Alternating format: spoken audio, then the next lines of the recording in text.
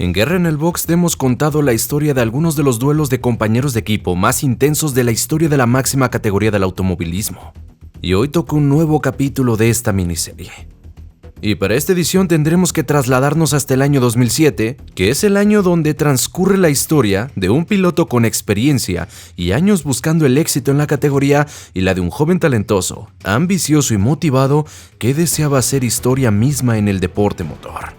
Lo que eventualmente se tradujo en el primer duelo que llevó a Red Bull Racing a un nivel de tensión que hasta ese momento nunca habían experimentado, protagonizado por Mark Webber y Sebastian Vettel. Dos pilotos que tuvieron en sus manos la oportunidad de alcanzar la gloria con Red Bull, pero que dicha tensión y el carácter competitivo de ambos pilotos desencadenaron la guerra en el box que verán a continuación.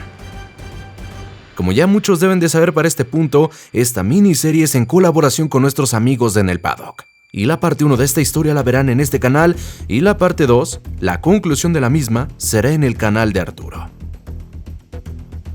Así que, damas y caballeros, es la hora de la guerra en el box y es momento de contar la historia del duelo entre Mark Webber y Sebastian Vettel.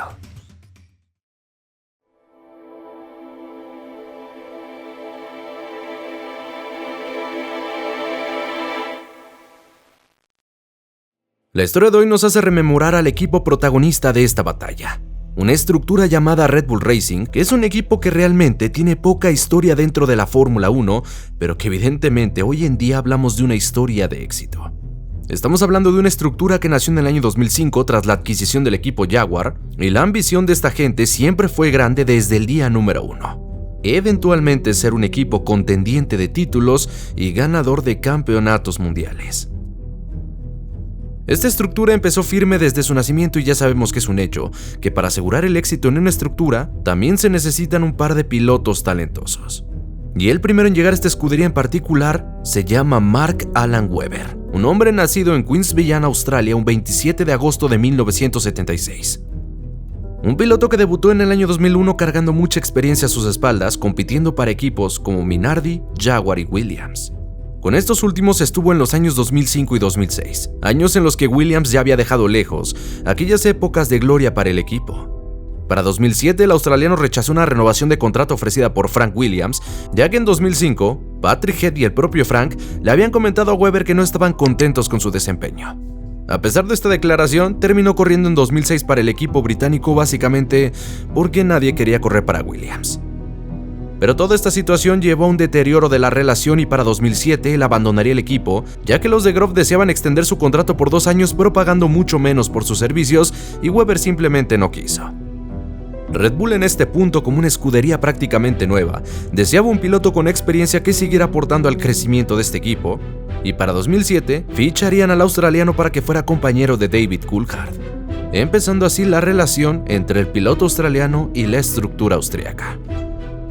Pero en una guerra siempre se necesitan dos bandos, y el otro bando era el de Sebastian Vettel.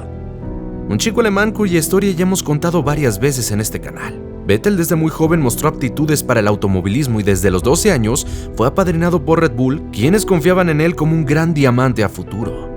Después de brillar en categorías inferiores, hacer un exitoso debut con BMW y convencer a la marca de las bebidas energéticas de que él era el hombre a futuro, para mediados de la temporada 2007, la marca de bebidas energéticas por medio de su equipo B Toro Rosso le daría la oportunidad de seguir compitiendo en la Fórmula 1 a tiempo completo, iniciando así su andanza con este equipo. Mark y Sebastián no eran compañeros de equipo ni en 2007 ni en 2008, pero no necesitaron serlo para tener su primer roce importante y para romper cualquier relación entre los dos antes de ser siquiera compañeros de equipo. Para contarte cómo empezaron las hostilidades entre ambos, tendremos que trasladarnos a Fuji en Japón en el año 2007. Durante ese gran premio cayó una lluvia torrencial y veíamos la batalla del año entre Fernando Alonso tratando de cazar a Lewis Hamilton y en un determinado punto de la carrera comete un error que lo llevaría a tocar el muro y provocar así la aparición del safety car. Durante el mismo, Webber había hecho un trabajo fenomenal para poner su Red Bull en la segunda posición, y de hecho no faltaban muchas vueltas para acabar aquel gran premio. Vettel iría tercero, siendo otro piloto que venía siendo un auténtico carrerón y que significaba un podio doble para toda esta superestructura de Red Bull. Webber con el equipo principal en segundo y Vettel en tercero con el Toro Rosso. El problema es que ese resultado de ensueño pronto se iría a la basura y la relación de estos compañeros se iría rápidamente al diablo mucho antes de comenzar. Boy, as Vettel stopped. Oh, Webber's off. Webber's off into the wall. I can't believe it. He's aquaplaned off. And where are we? Yeah, he's spun it. Oh, Vettel has been hit. He's been hit by Vettel. Big time. Vettel is out as well. Vettel se ha llevado puesto a Mark Webber durante la neutralización del safety car. Y en un principio parecía que el de Toro Rosso se llevaba descaradamente al de Red Bull en un error de concentración de su parte. Webber evidentemente estaba furioso pensando que Vettel había pecado de novato y que se lo había llevado puesto totalmente, en una carrera donde el de Australia creía que tenía las armas suficientes para poder ganarle a Lewis Hamilton o al menos terminar segundo y así amarrar su mejor resultado en la categoría. Originalmente la FIA había castigado a Vettel con 10 puestos para la salida del Gran Premio de China, culpándole totalmente de este accidente. Pero viendo 9 evidencias se dieron cuenta que gran parte de esta culpa la tenía el líder del Gran Premio Lewis Hamilton, ya que durante el safety car, el británico frenó drástica y súbitamente, y Webber tuvo que hacer lo mismo para no adelantarle, y Vettel, que no pudo ver la maniobra, lo terminó colisionando. Pero a pesar de esto, para ambos había iniciado un camino sin retorno. A Helmut Marko, miembro importante de Red Bull, le preguntaron tiempo después si este accidente había arruinado la relación entre los dos, y él confesó que Webber nunca perdonó que Vettel le costara lo que pudo haber sido su primera victoria en la Fórmula 1. Como les dije, la mala relación entre ambos inició incluso antes de ser compañeros de equipo. Louise Goodman has found him. Mark, just have a few thoughts right now. Well, kids, isn't it? Kids with not enough experience doing a good job and they fuck it all up.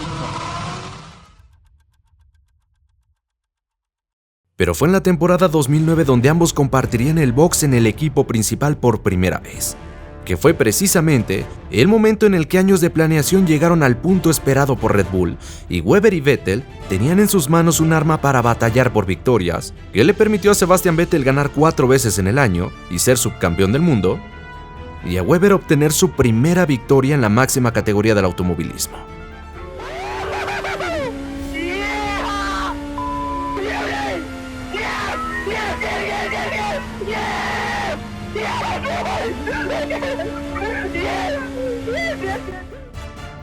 Y de hecho en 2009 las cosas irían bien para este equipo. No pudieron arrebatarle la gloria a Brown GP, pero en 2010 eran una muy seria y peligrosa amenaza para todos los equipos de la Fórmula 1. Y sí, la guerra en el box dio comienzo muchos años antes de que fueran compañeros de equipo, pero en esta temporada en particular es donde la guerra estalla por completo, y donde la relación entre los dos pasa a ser tensa, polémica, sin ningún tipo de amistad y simplemente lo más profesional posible entre ambos.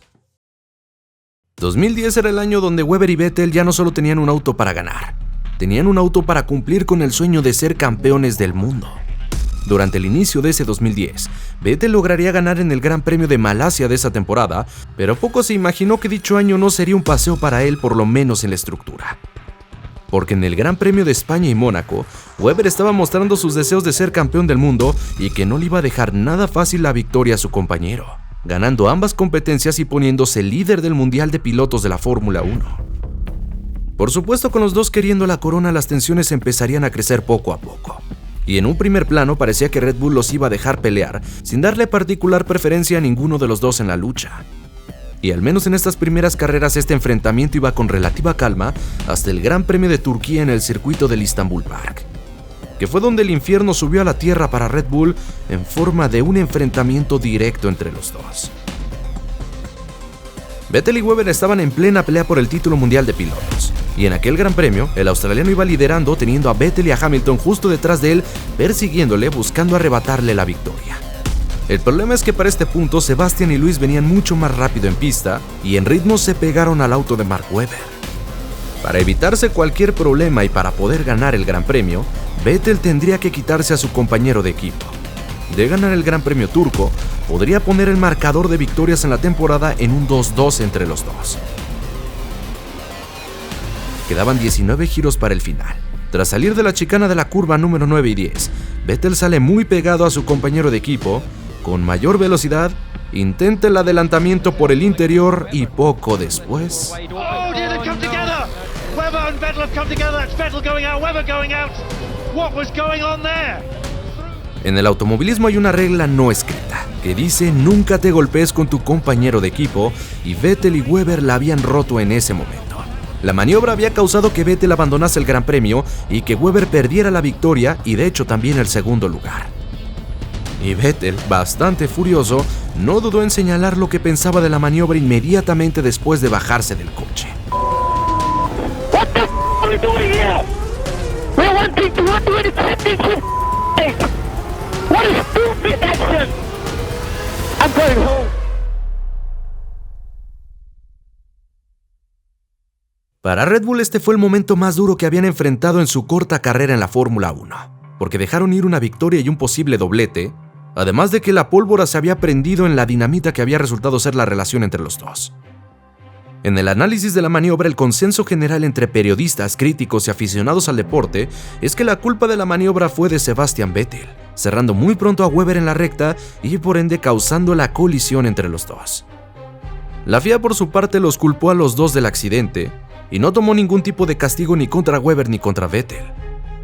Pero Red Bull tenía su propio criterio, y obviamente la prensa le preguntó al equipo qué opinaba sobre la maniobra. Marco, una de las personas más importantes dentro de Red Bull, solamente comentó que Vettel tenía que ir al ataque, prácticamente culpando del accidente a Webber.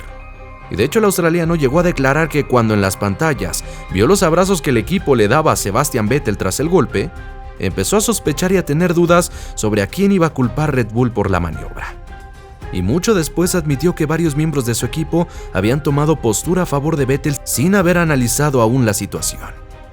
En una entrevista que le realizaron muchos años después de este incidente, declaró que le escribió una carta a Dietrich Mateschitz, el antiguo propietario de Red Bull, explicando su sentir ante esta situación.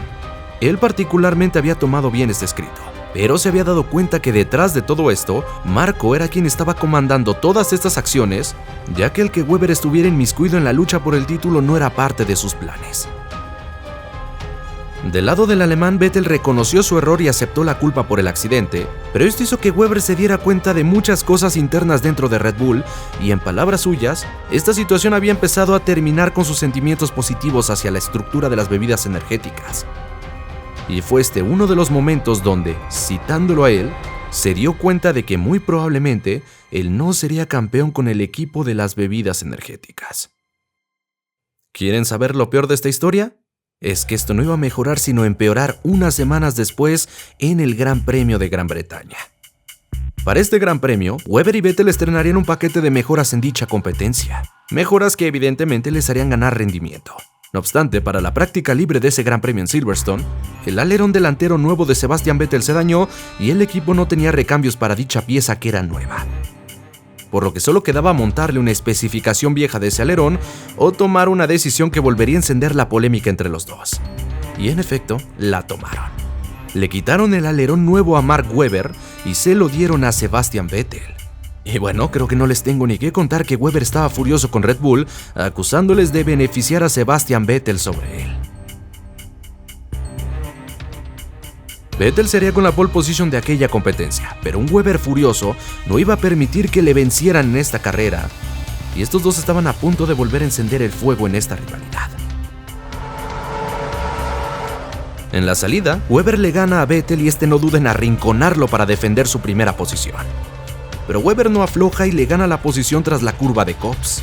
Pero Lewis Hamilton, quien entra tarde en la maniobra, toca ligeramente el auto de Vettel y la colisión le produce un pinchazo, y con ello Vettel se va hasta el fondo perdiendo todas las chances de ganar la carrera. Y aunque Sebastián realizó un trabajo muy bueno para poder remontar en aquel Gran Premio, la victoria sería para Webber, que sin ningún tipo de pelo en la lengua le daría tremendo periodicazo a Red Bull.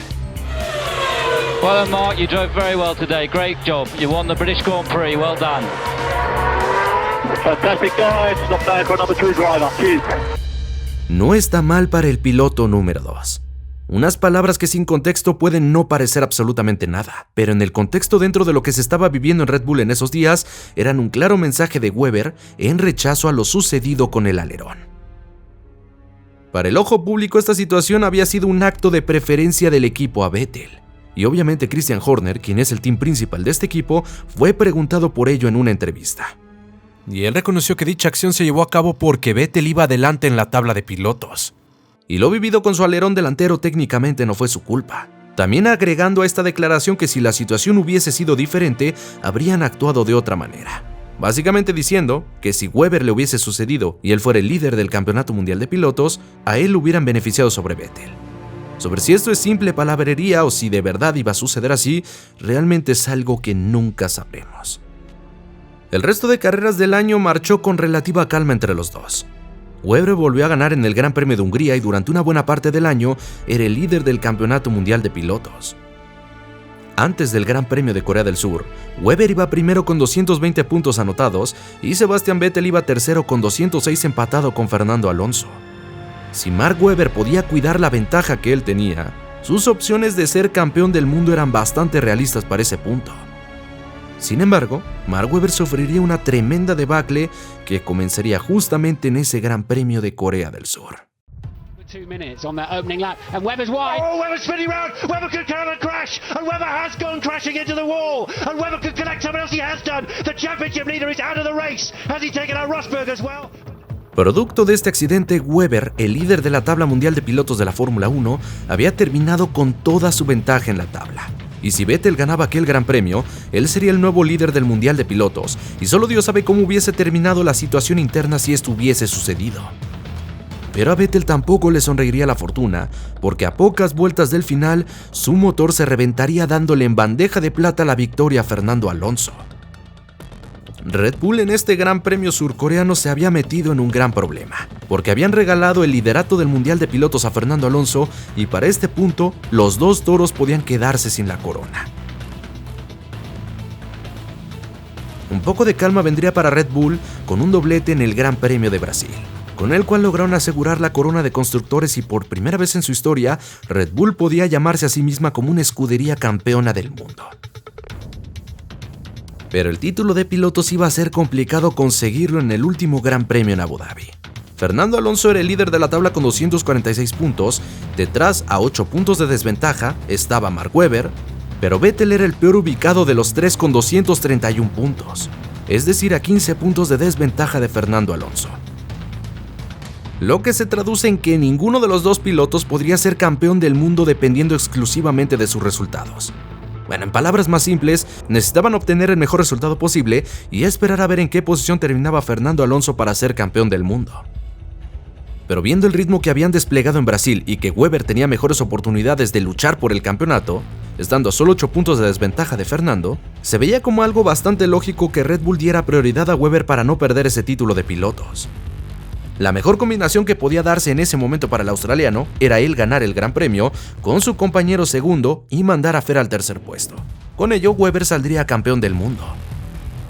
La cosa es que a pesar de todo lo sucedido, la realidad es que en líneas generales Vettel era más rápido que Webber, y se esperaba que el alemán tuviera en sus manos una buena oportunidad de ganar este Gran Premio.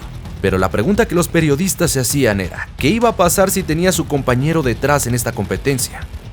¿Qué iba a suceder si iba ganando y Webber estaba en la segunda posición? Porque lo único que hubiese necesitado es intercambiar la posición de sus pilotos y Red Bull tendría su primer campeonato del mundo de pilotos. Pero si recordamos, estos dos llevaban una muy mala relación desde hace mucho tiempo. Por lo cual, Seb sería capaz de darle a su compañero de equipo la posición que necesitaba para asegurar el campeonato. Seb sería capaz de permitir, por el bien del equipo, que Webber fuera el primer campeón de la historia de Red Bull. O el ego no le permitiría dejar pasar a su compañero, aunque eso significara perder el título para su equipo. La prensa fue muy insistente con esto durante toda la semana previa al Gran Premio de Abu Dhabi, y la respuesta de Vettel fue que él no quería pensar en eso en ese momento, que él iba a hacer su carrera, pensar en sus opciones, y a partir de ahí iba a ver qué sucedía. Y la verdad es lógico, él tenía opciones de ser campeón del mundo y las iba a abrazar hasta el final. No obstante, la respuesta a esta interrogante es una que jamás tendremos, pues en la calificación de la competencia de Abu Dhabi, Vettel sería con la pole position mientras que Webber solamente pudo ser quinto. Haciendo que desde el momento de que cayó el cronómetro en la Q3 del circuito de Yas Marina, la victoria se viera para ese punto bastante complicada para Webber, pero el título de pilotos estaba aún a su alcance. Había que esperar a ver cómo terminaba la carrera. Durante la arrancada, Vettel defendió la punta y Fernando cayó hasta el cuarto lugar al ser adelantado por Jenson Button, dejando a Webber justo detrás del piloto al que debía vencer para coronarse como campeón. Pero durante esa primera vuelta sucedió un duro accidente entre Michael Schumacher y Vittorio Luzzi que provocó la aparición del safety car. Y varios pilotos harían su respectiva detención a boxes, entre ellos nombres muy importantes como Nico Rosberg y Vitaly Petrov. A la reanudación, la carrera iba marchando con mucha estabilidad entre los pilotos y muy pocos adelantamientos. Webber, por más que intentaba, no podía pasar a Fernando, y este estaba muy cómodo en su posición, sabiendo que terminando quinto sería campeón del mundo. Durante la persecución de Webber, este comete un pequeño error y termina golpeando su llanta trasera derecha con el muro, y es en este punto en particular donde Red Bull toma la decisión más importante de aquella carrera. Viendo que Webber no podía adelantar a Alonso, para Red Bull era la hora de sacrificarlo para tener una oportunidad de ganar el título de pilotos, sí, pero con Sebastian Vettel. Debido al golpe y con la excusa de que Webber estaba degradando las traseras muy rápido, además de que era una muy buena opción hacerle un undercut a Fernando Alonso, deciden detener al australiano a boxes en la vuelta número 11.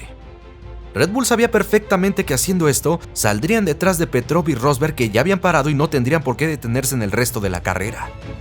Pero la amenaza de que Webber pudiera adelantar a Fernando por parar tarde a boxes era el señuelo que querían que mordiera Ferrari, ya que toda su atención la habían puesto en el piloto de Australia. Ferrari decide meter a boxes a Alonso en la vuelta número 15 y sin saberlo, Ferrari acababa de destruir todas las opciones al título de su piloto. Y Red Bull había cumplido con su magnífico plan, porque ahora sí tendrían la oportunidad de ganar el título, pero con Sebastian Vettel. Tras quedarse atrapados detrás de Petrov, Webber y Alonso estaban perdiendo muchísimo tiempo vuelta a vuelta, y al no poderlo adelantar estaban en la posición que necesitaba Sebastian Vettel para poder coronarse campeón del mundo. Petrov los ralentizó tanto a los dos que permitieron que Vettel entrase a boxes y no perdiera la punta, pero además, Kubica también entró a boxes y salió delante del piloto de Ferrari y del piloto de Red Bull, mandándolos al séptimo y octavo puesto y matando así sus sueños del campeonato del mundo, ya que no pudieron rebasar a Vitaly Petrov por más que lo intentaron. Haciendo que al caer la bandera a cuadros en el circuito de Yas Marina, el campeón del mundo de 2010 fuera alemán y fuera Sebastian Vettel.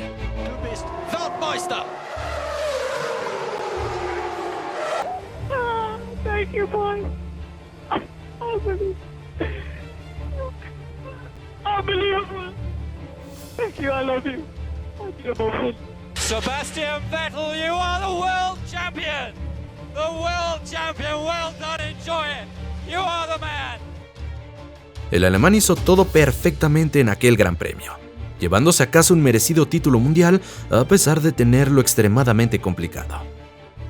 Lamentablemente, Webber se terminó yendo con las manos vacías, pero ese error puntual de Corea y la mala calificación y ritmo de Abu Dhabi terminaron matando cualquier opción de poderse coronar campeón al final de esa carrera. Pero obviamente muchos fans del automovilismo y de la Fórmula 1 vieron esa estrategia de Red Bull como el sacrificio de Webber para conseguir que Sebastian Vettel se coronara en Abu Dhabi.